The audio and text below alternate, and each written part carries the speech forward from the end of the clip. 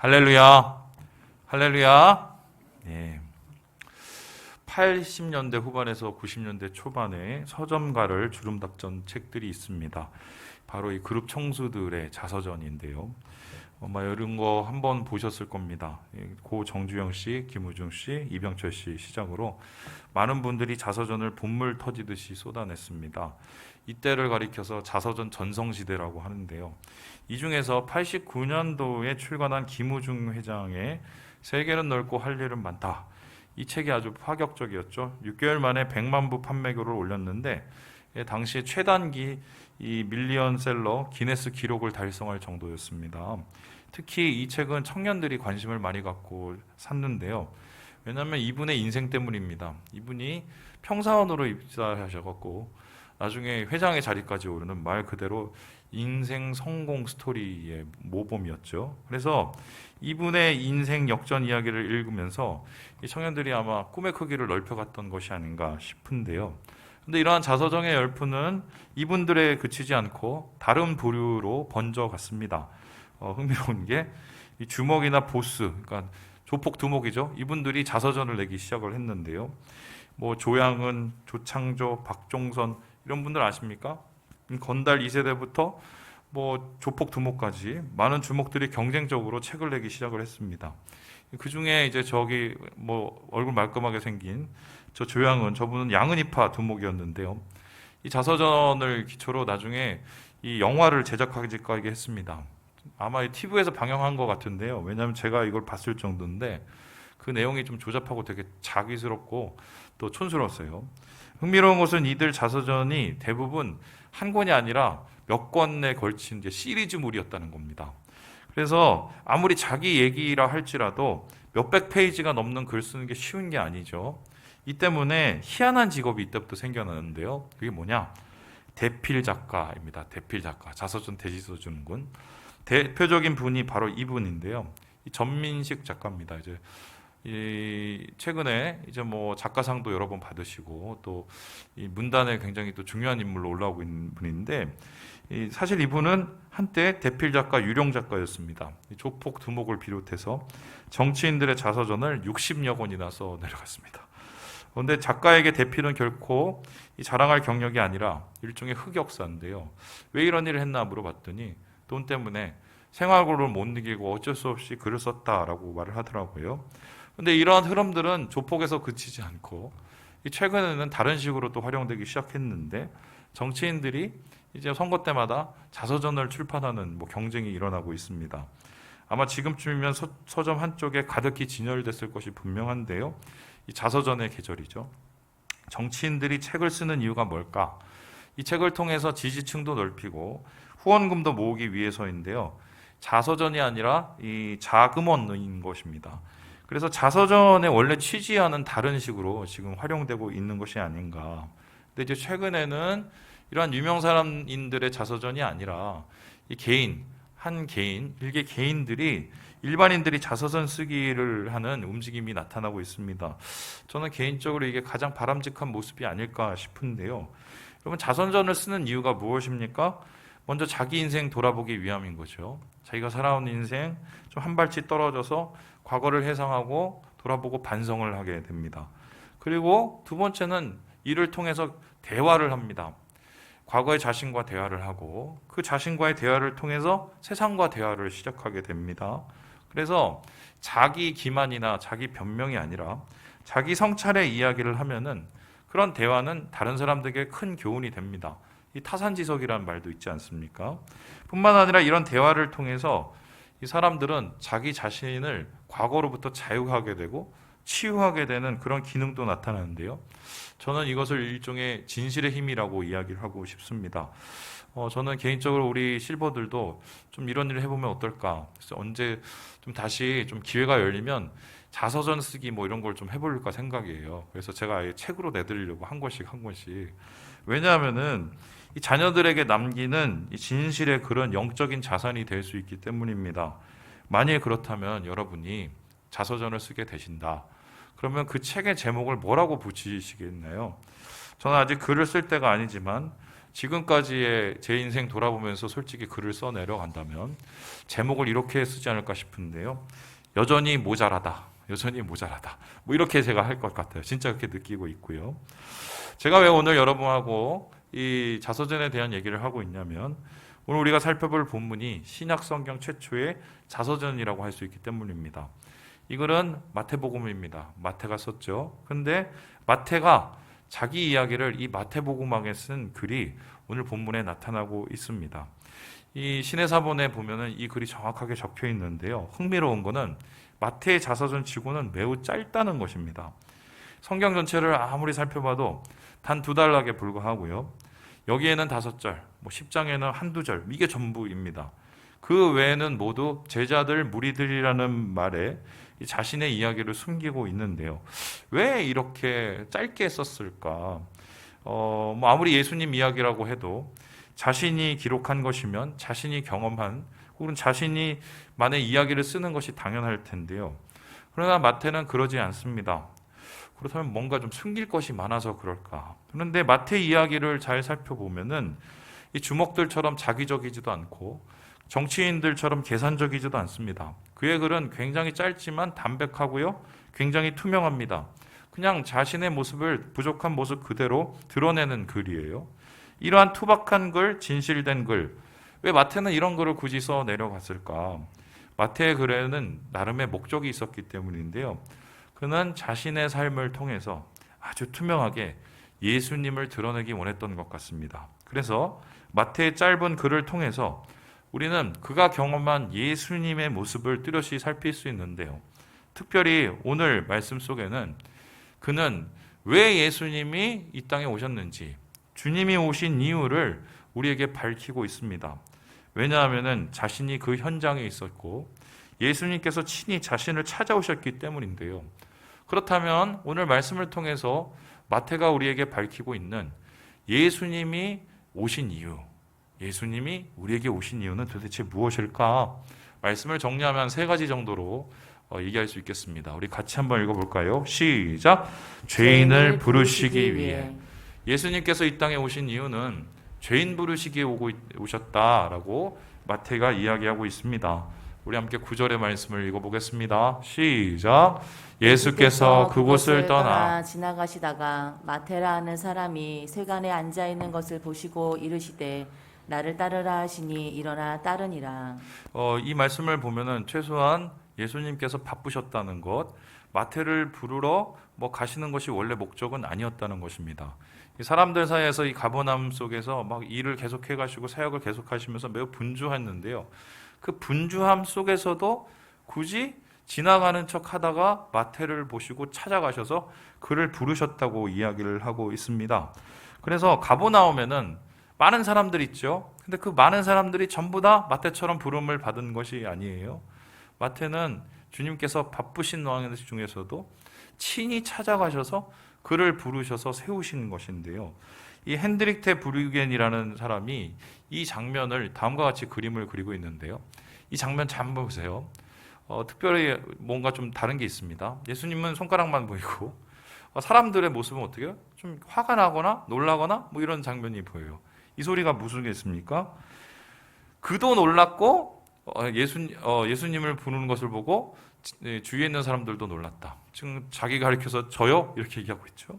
바로 자신을 예수님께서 부르실 줄은 상상도 못했기 때문입니다. 이 사람은 이 당시에 세관에 앉아 있었는데 세관은요, 이 좌대라고 그래서 위에 높은 이렇게 위치에서 보면서 사람들한테 돈을 걷는 사람이었어요. 근데 그 사람은 사람들에게 별로 호응을 받지 못하는 사람이기 때문에 거룩하신 예수님이 자기에게 찾아오실 거라는 건 상상을 못했습니다. 그래도 예수님께서 그를 부르셨을 때 한 번은 생각해 봐야 되잖아요. 근데 생각도 하지 않고 바로 그 자리에서 모든 것을 다 털어내놓고 예수님을 따라갑니다. 자기 앞에 있는 돈도, 주위에 있는 관계도, 주위에 있는 여러 가지 지위도 다 내팽개치고 예수님을 따라가는데요. 그가 예수님을 따라가게 된 이유는 단 2마디. 예수님이 말씀하신 이 말씀 때문인데요. 아쿨루 데이 모이, 이렇게 얘기했어요. 아쿨루 데이 모이. 이게 뭐냐면 나를 따르라. 여기에서 아콜로 데오라는 이 단어는요, 따르다라는 말도 번역되지만 직역을 하면요, 함께 갔다, 같이 걷다라는 뜻이에요. 그러니까 예수님께서 그를 찾아오셔서 이런 거예요. 마태야, 함께 가자. 같이 걷자. 이 너무 평범한 이 두 마디의 말에 마태가 무너지고 모든 걸 제쳐놓고 주님 앞에 나오게 된 것입니다. 자, 그렇다면 마태는 왜 이 단순한 두 마디에 이렇게 마음이 무너지고 그의 삶이 변화가 된 것일까요? 이에 대해서 존 멜가드 목사님은 다음과 같이 이야기를 합니다. 우리 같이 한번 읽어볼까요? 시작. 마태는 어떻게 모든 것을 단번에 포기했을까? 그는 스스로 택한 직업 때문에 비록 영혼의 고통을 많이 겪었지만 내면 깊은 곳에는 유대인의 정신이 여전히 살아 있었다. 그는 영혼의 허기를 느끼고 진정한 구도자로 변하기 시작했다. 그리고 하나님은 그를 발견하고 이끌어 주셨다. 하나님의 이끄심은 불가항력이었다. 여러분 아시겠지만 세리라는 직업은 좋은 직업이 아닙니다. 손가락 받는 직업인데 그 직업을 했던 이유는 한마디로 먹고 살려고 한 거예요. 근데 먹고 살려고 그렇게 살았지만 그는 여전히 마음속에서 깨림칙함이 있었어요. 그 꺼림칙함이 뭐냐? 그가 가지고 있는 다른 이름인데요. 그 이름 바로 레이라는 이름입니다. 레이는 뭡니까? 바로 주님께 봉사하고 예배를 드리고 성전을 지키기 위해서 세운 자들이에요. 그런데 그러한 거룩한 이름을 마음속에는 제껴놓고는 지금 세리라는 다른 이름으로 살고 있는 것, 그의 마음속에 큰 갈등과 번민의 이유가 된 것 같은데요. 그것이 시간의 지나감에 따라서 먹고는 살기 편한데 마음은 괴로워진 겁니다. 영혼이 한마디로 펑크가 나기 시작한 거죠. 예수님께서 찾아오셨을 때 이러한 마태의 상태를 보시고요, 그를 부르신 거예요. 영적인 허기를 보시고 배고픔을 보셨어요. 그리고는 어떻게 합니까? 마태야, 거기 있지 말고 나랑 같이 가자. 함께 가자. 이 말에 이 마태의 마음이 다 녹아내린 거예요. 이미 그의 마음속의 영적 상태를 아시고 그가 찾는 주님의 길에 대한 정보를 주님께서 제기했을 때 그는 과감하게 모든 걸 던지고 주님을 찾은 것입니다. 그렇습니다. 예수님께서 왜 오셨냐? 죄인인 우리를 부르러 오신 거예요. 죄인인 마태를 부르러 오신 것처럼 예수님께서 죄인인 우리를 부르러 오셨습니다. 성경에는 지금 이 아콜로데이 모이 이렇게 말하는 주님의 말씀과 비슷한 구약 성경 구절이 있어요. 우리 함께 아가서 2장 말씀을 같이 한번 읽어보겠습니다. 시작. 나의 사랑하는 자가 내게 말하여 이르기를 나의 사랑 내 어여쁜 자야 일어나서 함께 가자. 여러분 이 아가서는 이 솔로몬과 술람미 여인의 이야기지만 이것은 크게 주님과 우리와의 관계를 상징한다고 얘기를 합니다. 그런데 여기서 아가서에서 기록한 하나님의 모습 어떤 모습입니까? 우리를 찾아오시는 분이에요. 일어나 함께 가기를 부르시는 우리 하나님. 일어나 함께 가자. 나를 따르라. 똑같은 얘기인데요. 그런데 이 주님이 부르시는 이 음성을 잘 들어보면 좀 이상합니다. 왕이 시골 처녀를 찾아와요. 막 얼굴에 막 아직도 때도 묻고 막 시커멓게 타고 그런 처녀를 찾아옵니다. 이름을 어떻게 해서 부릅니다. 손을 잡고 일어섭니다. 말이 안 되죠. 어떻게 왕이 시골 처녀를 찾아와요? 어떻게 주님이 죄인을 찾아옵니까? 바로 주님이 우리를 그렇게 부르셨는데요. 이러한 말도 안 되는 부르심을 가리켜서 한마디로 뭐라고 합니까? 은혜라고 해요. 우리는 은혜로 주님의 부르심을 받은 자들이에요. 우리의 성별과 나이와 우리의 지위와 우리의 신분과 과거가 어쨌든 하나님이 은혜로 부르신 것으로부터 우리의 믿음이 시작되었습니다. 그래서 마태는 죄인은 자신을 부르신 그 주님, 바로 이 세상 가운데 그러한 모든 죄인, 영적인 허기를 가진 주님을 향한 그 마음을 가진 자들을 부르러 오셨다는 것을 그가 깨닫게 된 거예요.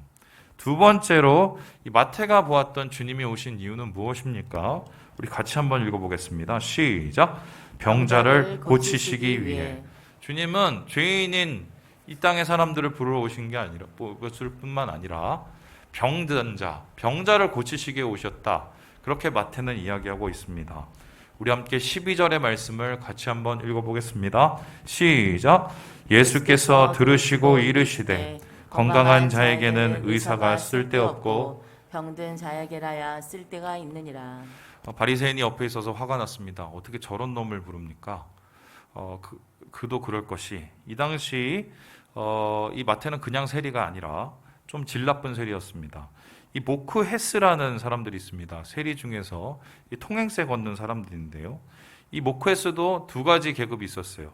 큰 모크에스, 작은 모크에스. 그런데 이 큰 모크에스는 전체 관리만 하고요. 작은 모크에스들이 굳은 일을 마다하는 행동 대정을 합니다. 마태는 어디에 속했을까요? 작은 모크에스였어요. 그럼 뭐냐? 한마디로 못된 짓만 골라 했다는 건데요. 저희 아버지하고 이번 주에 이렇게 밥을 먹는데 저희 아버지가 그런 얘기를 하더라고요. 뭐 일정 때 얘기를 하면서 일정 때 못된 사람들이 있는데 그 사람이 일본인이 아니래요. 한국 사람이래요. 그 일본 사람 밑에서 한마디로 그 일하던 한국 사람, 그 사람들이 못된 짓은 골라 했다고 그러는데 지금 뭐 중정 때 내려오는 그 고문 방법들 다 일정 때 하던 일 그대로 그냥 했다는 거예요. 근데 그때 사람들한테 손가락질 받던 두 부류가 있었는데 한 부류는 뭐냐면 일본 순사람 밑에 있는 따까리. 두 번째는 뭐냐면 세무 관계자들이래요. 이 세무 관계자들이 얼만큼 못됐느냐? 이렇게 밭을 이렇게 가서 세금을 거둘 때 이삭을 이제 한 그루를 이렇게 훑는데요. 훑어서 그 나오는 그걸 가지고 곱하기 해서 그걸 이렇게 걷는다는데요. 그냥 훑는 게 아니라 그 밭 중에서 제일 알곡이 튼실한 그거를 갖다가 이제 해서 이렇게 곱하기를 한대요. 그러면 어떻게 해요? 남는 게 없는 거예요. 그리고 그 모자라는 부분은 채워 넣으라고 하고요. 그리고 거기서 자기 거를 폭리를 취하게 되는 거죠. 그러니 사람들이 이 세금 관계된 사람을 아주 못된 사람으로 아주 그냥 규정을 해버린 건데요. 바로 그런 짓을 한 게 마태였어요. 그러면은 이 마태를 찾아갔다, 불렀다. 예수님 입장에서는 뭐 어떤 의도를 가진지 모르겠지만 당연히 주위 사람들이 보기에는 화가 날 일이에요. 근데 이에 대해서 예수님께서 뭐라고 얘기하십니까? 아니 나는 병자를 고치러 왔어. 병자를 고치러 왔어. 실제적으로 주님께서는 이 장애인들 많이 고치셨죠. 그런데 그 장애인보다 더 힘든, 더 병든 자가 누굽니까? 죄로 인해서 망가진 인간들이죠. 특별히 마태는 그 망가진 인간 중에 제일 망가진 인간이었는데 그렇게 죄라는 큰 영적 질병에 걸린 자를 주님께서 고치시기 위해서 오신 것을 그걸 보여준 거예요. 자, 그렇다면 질문을 해봅니다. 그러면 마태를 주님께서는 어떻게 고치셨을까? 주님은 영적인 질병에 걸린 자들을 어떻게 치료하셨을까? 방법이 되게 특이한데요. 우리 함께 10절의 말씀을 같이 한번 읽어보겠습니다. 시작! 예수께서 마태의 집에서 앉아 음식을 잡수실 때에 많은 세리와 죄인들이 와서 예수와 그의 제자들과 함께 앉았더니 지금 보니까 예수님께서 이 마태와 식사를 합니다. 식사를 할 때 세리 죄인들이 왔어요. 이게 일종의 뭐냐면 송별 파티죠. 야 나 이제 예수님 따라갈 거야. 친구들 다 모였는데 그 친구라는 놈들이 다 누구예요? 세리 죄인. 여기서 죄인은 뭐 창기, 뭐 아니면 도적 뭐 이런 놈들입니다. 그러니까 한 일은 곧 도적이요. 그의 상태, 영적 상태는 영혼을 판 뭐 창기라는 뜻인데요. 이런 사람들을 예수님께서 어떻게 고치셨냐? 같이 밥을 먹었어요. 예수님이 고치신 방법이 우리 생각엔 뭐 나사렛 예수 이름으로 무슨 나쁜 영화 떠나라 이렇게 한 것도 아니고 아니면 무슨 뭐 침을 발라서 눈에다 발라준 것도 아니고 함께 밥을 먹었어요. 하필이면 함께 밥을 먹었을까? 저는 자는 건 몰라도 함께 밥 먹는 것에 대한 중요성을 알고 있습니다. 왜냐하면 밥 한 끼가 사람 인생 변화시킬 수 있다는 걸 제가 체험했거든요. 제가 대학교 가자마자 소위 말해서 그 지하 동아리, 그러니까 무슨 운동권 서클에 들어갔던 이유가 뭐냐면 고등학교 때 식사 한 끼를 잘못했기 때문이에요. 제가 제일 고등학교 때 방황을 하고 막 성적도 막 떨어져서 주위에서 거들떠보는 선생님들이 없었어요. 근데 저를 그때 걷어주신 선생님이 그 과학 선생님이었는데 그분이 어느 날 저하고 밥 한 끼를 먹자고 그러시더니 저기 수유리 어느 에 가서 저하고 밥을 먹고 차를 한 잔 마시러 가더니 차를 한 잔 먹었어요. 제가 그때 선생님하고 밥 먹은 처음 밥상이에요. 근데 너는 왜 그러니? 라고 저한테 질문도 안 했는데 제가 그 밥을 먹으면서 이미 마음이 다 열려버렸어요. 그리고 막 힘든 거, 또 우리 상황 또 어려운 거, 또 제가 또 마음속에 있는 여러 가지 뭐 상처 이런 걸 다 고백을 했는데 그때 선생님이 그 얘기 듣고 밥 한 끼 먹고 그냥 등 떠들겨주고 그게 전부였어요. 근데 그분이 나중에 전교조셨거든요. 끌려갔어요, 제 눈앞에서. 그리고 나서 제가 제 인생에 내가 이거를 바로잡기 위해서 내 인생을 완전히 드리겠다. 뭐 이러면서 제 인생이 그렇게 완전히 바뀌어버린 거예요. 한순간은. 여러분, 따뜻한 밥 한 끼가 사람을 변화시켜요. 왜냐하면 그 밥은 밥이 아니라 마음이기 때문이에요. 우리가 돌아봐야 될 일이, 우리 교회에서 지금 밥 못 먹는 게 참 괴롭죠. 근데 돌이켜보면 그 밥 한 끼 때문에 참 우리가 얼마나 많이 싸우고 얼마나 서로 마음 졸이고 얼마나 불평을 하고, 지금 생각해보면 이해는 돼도 참 죄스럽습니다. 왜냐하면 누군가와 함께 나눌 마음의 시간에 내 생각만 했기 때문인데요. 어떻게 보면 주님께서는 이러한 이 밥을 고치시는 모습 지금도 계속하고 있습니다. 이에 대해서 마이클 윌킨스 교수가 다음과 같이 이야기를 하고 있습니다. 우리 같이 한번 읽어보죠. 시작. 죄는 종교에 의해 치유되지 않는다. 죄는 위대한 의사에 의해서만 치유된다. 마태의 소명과 뒤 이어지는 연애는 예수의 위대한 자비를 보여준다. 예수의 자비로운 사역은 죄로 찌든 사람들을 찾아서 그들에게 영혼의 치유를 경험하도록 초대하고 예수와 우리가 갖는 교제로 들어오게 하는 우리의 소명의 모범을 보여주신다. 예수님의 밥이 사람을 치유할 수 있는 이유는 밥을 같이 먹을 수 없는데 함께 하셨기 때문이에요. 죄인들과 같이 밥 먹으면 욕 먹어요. 그리고 예수님이 밥 먹을 때 그 당시에 금식 기간이었어요. 그러니까 그 금식 기간에 죄인들과 함께 밥을 먹는다. 이건 안 되는 거거든요. 안 되는 상황에 같이 먹었어요. 그만큼 예수님이 그들의 삶에 들어가신 거고 그들의 삶을 만져주신 것인데요. 예수님은 이후에 망가진 제자들을 고치실 때도 똑같은 방법을 사용하셨습니다. 우리 함께 요한복음 23장 말씀을 같이 한번 읽어봅니다. 시작. 예수께서 가셔서 떡을 가져다가 그들에게 주시고 생선도 그와 같이 하시니라. 제자들 예수님 버리고 다 도망가고 예수님 팔아먹고 그리고 예수님 다시 와도 막 자괴감에 쩔어 있고 그런 제자들 어떻게 고치셨습니까? 갈릴리까지 가셔서 제자들에게 밥을 해줬어요. 야, 일로 와라. 너 왜 그랬니? 니네 왜 도망갔니? 이런 소리 안 하고 밥을 차려주셨어요. 그 밥 한 끼에 제자들이 다 해결됐어요. 우리가 사랑의 반찬도 하고 사랑의 밥상도 하고 뭐 이런 하는 일은 결국 우리가 이 밥을 통해서 마음을 전하려는 것이거든요. 근데 참 지금 이 코로나로 해서 밥 먹기가 힘든데 제가 볼 땐 이제 밥을 나눌 수 없으니 직접적으로 마음을 나눠야 될 때가 아닌가. 왜냐하면 주님께서 그 밥 한 끼에 마음을 실어서 이 세리 마태를 고치셨던 것처럼 오늘도 여전히 우리를 통해서 하나님의 치유의 은혜를 나타내기 원하시기 때문입니다. 마지막으로 그렇다면 예수님께서 오신 이유 마태는 어떻게 이야기하고 있을까요? 우리 같이 한번 읽어보겠습니다. 시작. 일꾼을 세우시기 위해 주님이 오셨습니다. 죄인 부르시기 위해 병자를 고치시기 위해 그리고 일꾼 세우기 위해 오셨다라고 마태가 이야기하고 있습니다. 마태의 자서전의 끝에 기록을 한번 같이 읽어보죠. 10장 말씀입니다. 같이 읽어보겠습니다. 시작. 빌립과 바돌로메, 도마와 세리 마태, 알페오의 아들 야고보와 다데오. 이게 자서전의 끝이에요. 자기를 세우신 예수님, 제자로 세우신 예수님 이야기가 끝이에요. 근데 여기 잘 보면 특별한 것이 있습니다. 자기를 가르칠 때 세리 마태라고 이야기하고 있어요. 자기 스스로가 자기를 세리 마태, 그 치욕적인 이름을 쓰고 있어요. 왜 이렇게 소개를 했을까? 그는 분명히 알고 있었기 때문인데 자기가 제자가 되기에는 매우 부족한 사람이라는 것을 절실하게 느꼈기 때문입니다. 그래서요, 마태를 부르신 것도 대단하지만 마태를 제자로 세우신 것은 더 파격적인 일이라고 하겠습니다. 왜냐하면 제자라는 것은 예수님의 증인임과 동시에 예수님의 대리인인데요. 교회를 세우고 교회를 다스리는 일을 감당하는 것이 바로 제자였기 때문입니다. 그래서 그는요, 그게 너무 감격스러운 거예요. 스스로 증인이 된 거죠.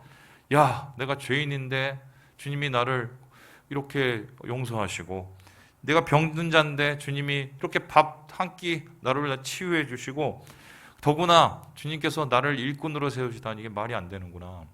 주위 사람들이 그렇게 욕을 하고 이해할 수 없는 상황 속에서도 주님이 나에게 소명을 주셨네? 이렇게 믿고 감격하게 되는데요.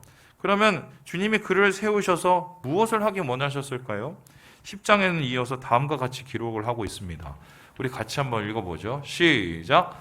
오히려 이스라엘 집에 잃어버린 양에게로 가라. 가면서 전파하여 말하되 천국이 가까이 왔다 하고. 여러분 보세요. 예수님께서 죄인 병자된 마태에게 오셨어요. 그에게 오셔서 일꾼으로 세우세요. 그리고 일꾼으로 세우셔서 뭘 하느냐? 잃어버린 양에게로 가래요. 그 잃어버린 양은 뭡니까? 자기 자신이에요. 자기 자신이 들었던 그 천국을 보고 천국을 듣게 하게 하라는 거예요. 그러니까 예수님께서는 그를 통해서 그가 느꼈던, 그가 보았던, 그가 경험했던 하나님 나라를, 예수 그리스도를 주위 사람들에게 전하기 원하셨던 것입니다. 당시에 사람들이 생각하는 하나님의 일꾼이라면 이런 세리가 아니고요, 바리새인이었을 것입니다. 왜냐하면 그들은 율법에 정통한 자들이고 생활이 바른 자들이었기 때문인데요. 그렇다면 예수님이 효과적으로 사역하시기 위해서는 마태가 아니라, 세리가 아니라 이 바리새인들과 함께 손잡고 일하는 것이 나으셨을 텐데 왜 그렇게 하지 않으셨을까? 그들에게는 없고 마태에게는 있는 한 가지의 차이가 있었기 때문입니다. 그것은 무엇입니까? 이 9장 13절에 다음과 같이 이야기를 합니다. 시작. 너희는 가서 내가 긍휼을 원하고 제사를 원하지 아니하노라 하신 뜻이 무엇인지 배우라. 그들에게는 긍휼이 없고 마태에게는 긍휼이 있기 때문입니다. 이 말씀은 예수님의 말씀이 아니라 호세아 선지자가 6장에 이야기한 말씀입니다. 똑같은 말씀을 헬라어로 번역을 했는데 여기서 긍휼로 번역된 이 말씀을 호세아서에 찾아보면 뭐라고 얘기하고 있냐면 인애라고 얘기하고 있습니다. 여러분 조금 기억을 돌이켜보면 인내라는 말 여러분이 이미 아시는 말인데요. 헤세드라는 단어예요. 헤세드가 무엇입니까? 하나님의 조건 없는 사랑을 뜻하지요. 우리를 불쌍히 여기시고 우리를 포기하시는 하나님의 크신 은혜. 바로 긍휼은 하나님의 마음인 것입니다. 그래서요, 이 마음을 마태는 알았어요. 왜입니까? 자기가 그 긍휼을 경험했기 때문이에요. 나는 예수님이 찾아오기도 힘든 사람인데, 나는 예수님이 세우기도 힘든 사람인데, 나는 예수님이 고치실 만한 그런 상태도 아니었던 엉망진창이었는데 주님이 고치셨어요? 주님이 찾아오셨어요? 주님이 세워주셨어요. 그러한 긍휼을 경험했기 때문에 긍휼을 받은 자가 긍휼을 베풀라는 것입니다. 여러분, 오늘도 주님의 그 긍휼은 우리를 향해 있는데요. 은혜를 받고 긍휼을 받고 사랑을 받은 자는 그 은혜와 긍휼과 사랑을 베풀어야 됩니다. 그것이 하나님이 원하시는 것입니다. 하나님의 사랑은 멈출 수 없기 때문인데요. 그러나 내 안에서 그 사랑이 멈추고 그 긍휼이 멈추고 그 은혜가 멈춰 있다면 이게 문제예요. 왜냐하면 지금 이게 교통사고 난 건데 내 영혼에 크게 장애가 생긴 것이고요. 얼마 지나지 않으면 멈춰버릴 것이 분명해요. 그래서요, 주님 안에서 긍휼을 받은 자로서의 삶, 용서를 받은 자의 삶, 그리고 하나님 안에서의 은혜를 받은 자의 삶은 그 은혜의 통로가 되는 것이 마땅합니다. 마태를 그렇게 세우신 것이고 마태를 그렇게 사용하신 것이고 마태는 하나님의 세우심 앞에 그렇게 응답했던 것입니다. 제가 오늘 여러분에게 이 말씀을 전한 이유가 무엇일까요? 지금의 우리 상황 때문입니다. 코로나 시대, 나 살기도 답답한 힘든 상황, 남 돌아볼 여유는 점점 없어집니다. 그래서 어떻게 해요? 눈이 자꾸 가자미 눈이 되고 한쪽만 보게 돼요. 그래서 자꾸 승질납니다. 화납니다. 내가 지금 당장 힘들어 죽겠는데 어떻게 담을 생각해? 이런 생각이 들게 되지요. 그런데 이것은 주님이 원하시는 모습이 아닙니다. 죄인인 우리를 부르신 이유도 아니고 병자인 우리를 고치신 이유도 아니고 말도 안 되는 우리를 주의 일꾼으로 세우신 이유도 아닙니다. 제가 이 얘기하고 마쳐드릴게요. 여러분 잘 아시죠? 초대교회 사람들, 그 사람들의 신앙생활의 환경을 한번 생각을 해봅시다. 지금 우리가 이렇게 이 장소에 모여서 예배를 드리지만 물론 제한된 조건이죠. 그들의 예배 장소는 한마디로 사람들 피해야 하는 이 카타콤이라는 무덤이었어요. 무덤에서 저주받은 곳이라고 생각하는 곳에서 예배를 드렸어요. 그나마 예배를 드리다가 적발이 되면은 모든 가산이 다 그냥 완전히 다 걷어지고 어떻게 경제적인 피해와 또한 육체적인 피해를 당하지 못할 그런 상황이었던 거예요. 그런데 그 속에서 그들이 멈추지 않았던 것이 있어요. 바로 긍휼이에요. 영혼을 불쌍히 여김을 통해서 주의 말씀을 전했고요. 그 어려운 상황 속에서 그들이 매일 강가에 나가서 버려진 아이들을 데려왔어요. 그뿐입니까? 굶어져가는 이 대기근 속에서도 자기 것 쪼개서 나누고 사람들의 입을 채웠어요. 시킨 게 아무도 없어요. 얘기한 게 아무도 없어요. 그들 안에 있는 긍휼의 마음 때문이었고요. 긍휼을 받은 자가 긍휼을 베푼 것입니다. 자꾸 마음을 좁게 만들면 한도 끝도 없는 것 같아요. 자꾸 내 생각만 하고 되면 한도 끝도 없는 것 같아요. 주님은 거기서 머물라고 우리에게 얘기하지 않으세요. 소명은 한 번 받으면 끝까지 소명이에요. 상황이 변한다고 소명이 변하면 그건 소명이 아닙니다. 이미 우리는 이 어려움 속에서도 잘 하고 있습니다. 제가 오늘 나누는 것, 이 어려움 속에서 마음이 하나님의 긍휼의 풍성한 통로가 됐으면 좋겠다. 말씀을 마칩니다. 주님이 우리를 부르셨습니다. 주님이 우리를 고치셨습니다. 주님이 우리를 세우셨습니다. 그것을 위해서 주님이 오셨습니다. 우리가 긍휼의 마음을 잃지 않고 긍휼의 통로로 살아갈 때 하나님이 이 어려운 가뭄의 시기에 우리를 하나님의 영광으로 세우실 것입니다. 이 영광 가운데 나아가셔서 주의 사랑을 경험하는 우리 형제 자매들 되시길 주님의 이름으로 축원합니다. 기도하겠습니다.